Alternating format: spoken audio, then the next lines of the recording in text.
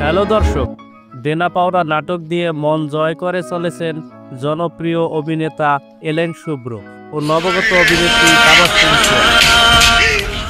একে একে নাটকের প্রতিটি পর্বই দর্শক মাতিয়ে তুলেছে। আপনারা লাইক দিয়ে সঙ্গে থাকুন এবং নাটকটি উপভোগ করুন শেষ পর্যন্ত।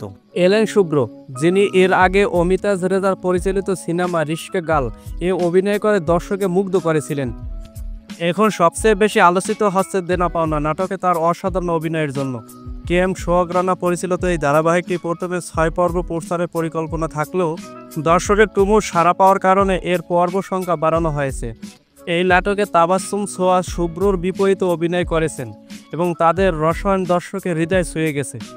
এর আগেও সোয়া অভিনয় করলেও এই নাটকের মাধ্যমে তিনি আলোচনায় এসেছেন।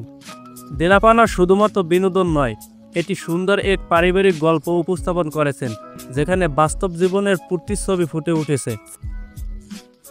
যেখানে অনেক দর্শক এখন ধারাবাহিক নাটকের প্রতি আগ্রহ হারাচ্ছেন, সেখানে দেনা পাওনা প্রতি পর্বে মিলিয়ন মিলিয়ন ভিউ অর্জন করেছে। নাটকটি কেমন লাগে আপনাদের মাঝে কমেন্টে জানান এবং আমাদের সাথেই থাকুন। ধন্যবাদ।